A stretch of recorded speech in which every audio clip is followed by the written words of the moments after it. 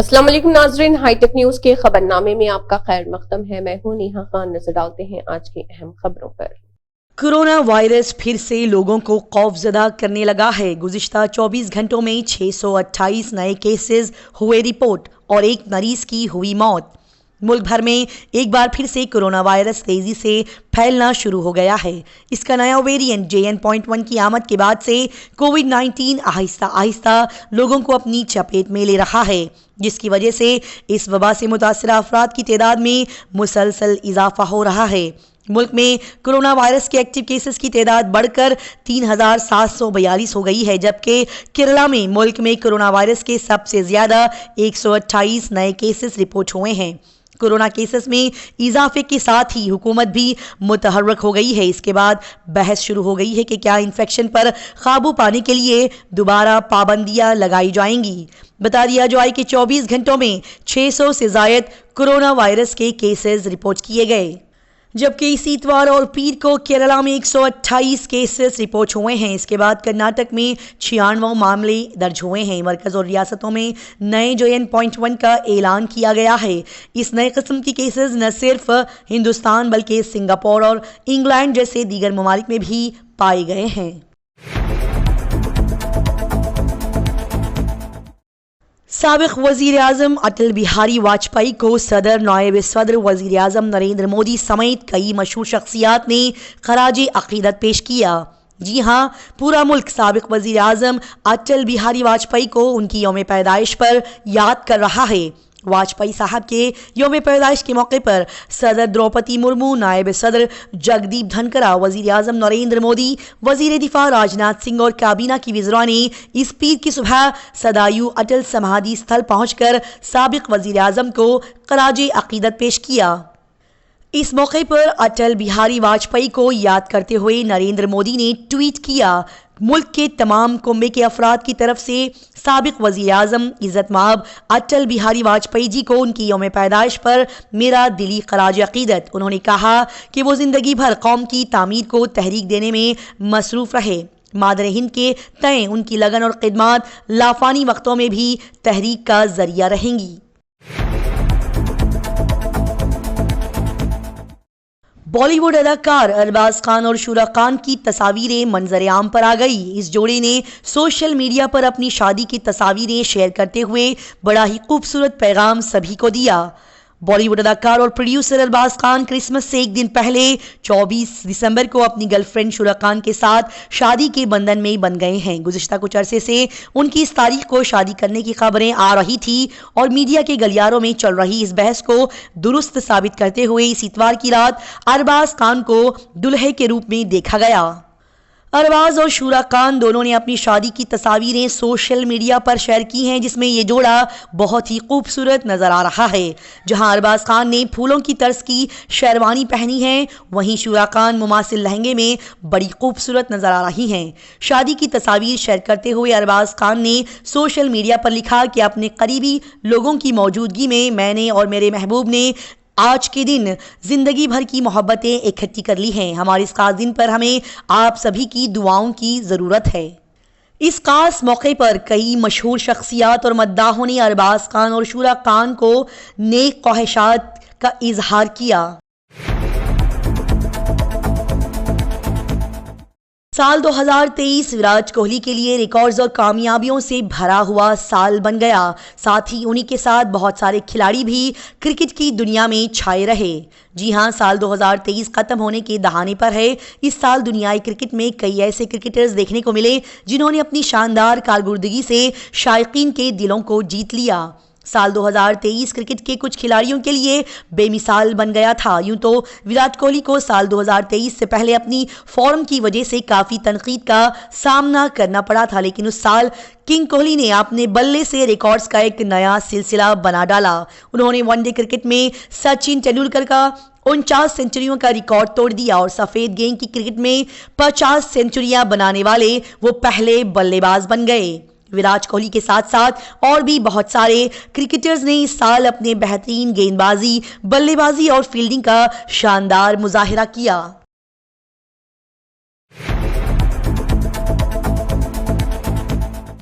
3 3 महीने की अपनी बेटी को सर्दी से बचाने की कोशिश में पूरा खानदान जिंदा जल गया। ये खबर हर खानदान के लिए सबक आमूज है।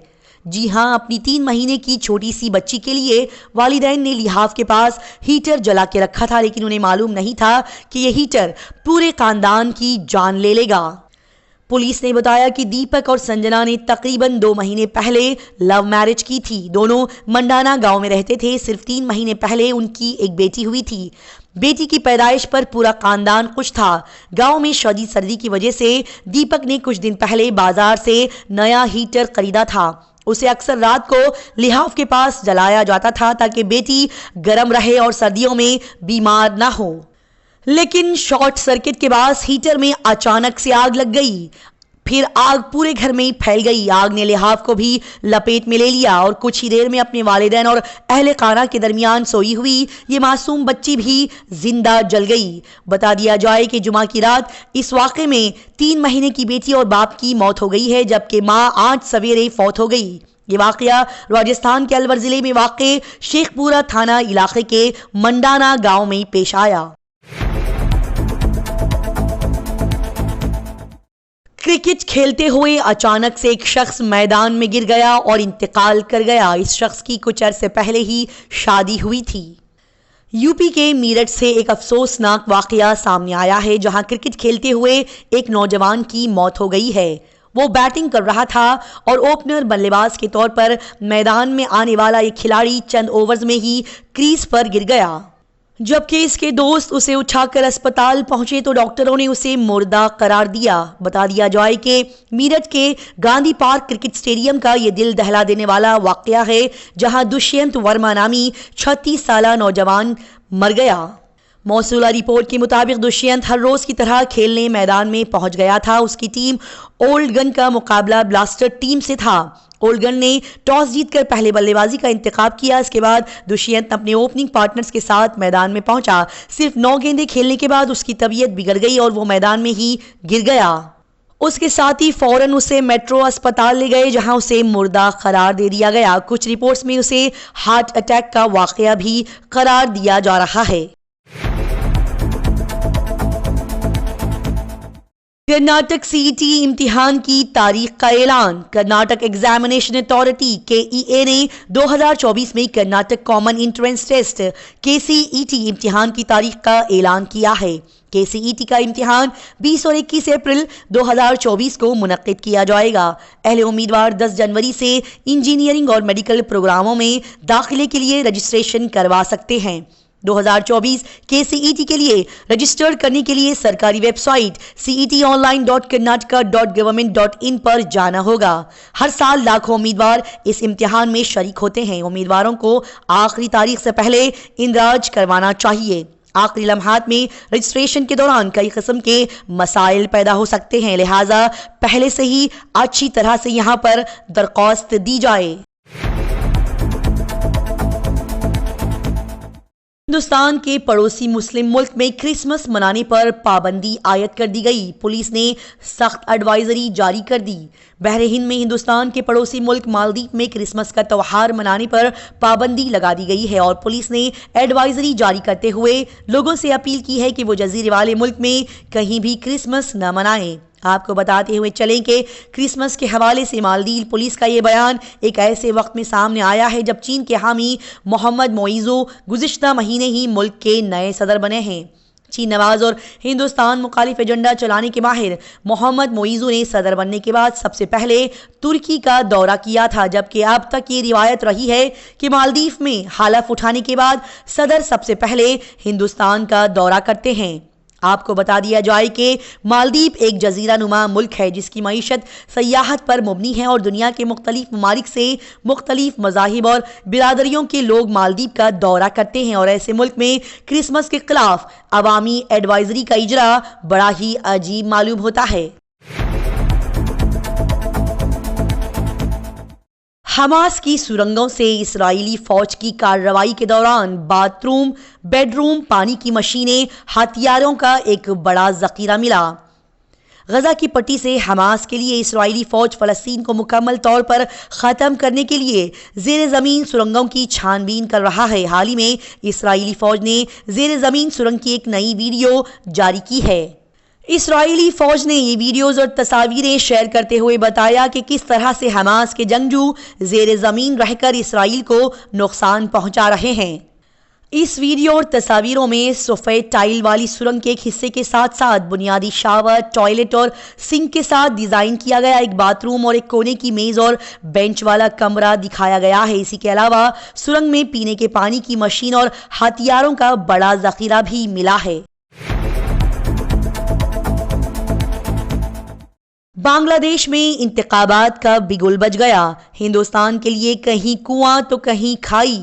बांग्लादेश में इंतखाबी मौसम का बिगुल बज चुका है। वहां 7 जनवरी 2024 को 12वीं बार पार्लिमानी इंतखाबात होने जा रहे हैं। बता दिया जाए कि इसमें हुक्मरान अवामी लीग को बांग्लादेश नेशनलिस्ट पार्टी और जमात इस्लामी के ऑपोजिशन इत्तेहाद का सामना करना पड़ सकता है।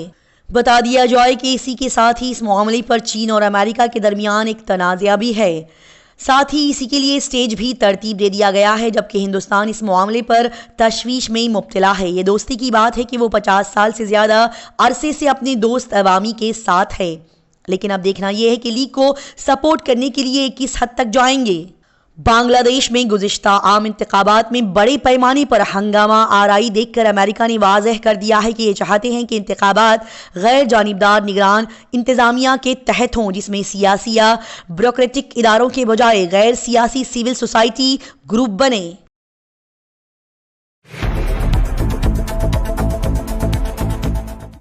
खेत से फूल गोभी तोड़ने पर एक मां को बिजली के खंभे से बांधकर बेदर्दी से मारा और पीटा गया।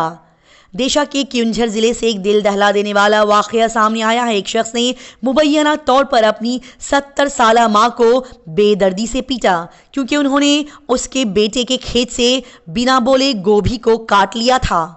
इत्तला पर पहुंची पुलिस ने बुजुर्ग की शिकायत पर बेटे के खिलाफ FIR दर्ज करके उसे जेल भेज दिया है। ये मामला चंपुआ पुलिस हदूद के तहत सरसापसी गांव का है। तनाज़ा इस वक्त शुरू हुआ जब बुजुर्ग खातून सुभद्रा महंत ने अपने छोटे बेटे शत्रुघ्न के खेत से गोभी की सब्जी तोड़कर खा ली थी। इसी के बाद माँ बेटे के दरमियान झगड़ा शुरू हो गया। जब बहस पर तशद्दुद हो गई तो शत्रुघ्न ने मुबैना तौर पर अपनी माँ को बिजली के खंभे से बांध दिया और फिर उसे बेदर्दी से मारा और पीटा।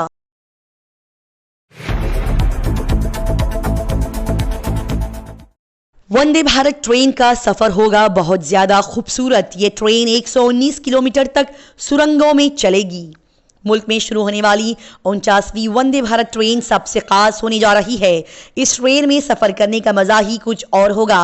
मुसाफिरों को ऐसा महसूस होगा जैसे वो किसी यूरोपीय मुल्क में सफर कर रहे हों।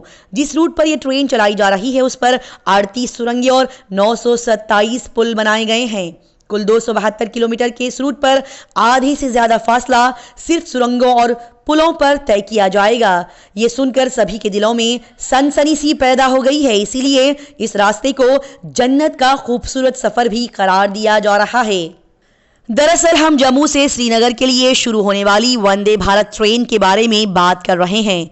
बता दिया जाए कि हिंदुस्तानी रेलवे ने मतलब किया है कि उधमपुर श्रीनगर बारामूला के लिए रेलवे लिंक तैयार है और इस पर मुल्क की 49वीं वंदे भारत ट्रेन चलाई जाएगी। ये मुल्क की पहले वंदे भारत ट्रेन होगी जिसमें 8 डब्बे लगाए जा रहे हैं। ये पूरा 272 किलोमीटर का रास्ता बिजली से तय करेगी। बता दिया जाए कि रेलवे ने रामबन जिले में बानिहाल और खारी रेलवे स्टेशनों के दरमियान 15 किलोमीटर का इसका ट्रायल भी मुकम्मल कर लिया है। इसी के साथ हाईटेक न्यूज खबरनामा इख्तिताम को पहुंचता है। अल्लाह हाफिज।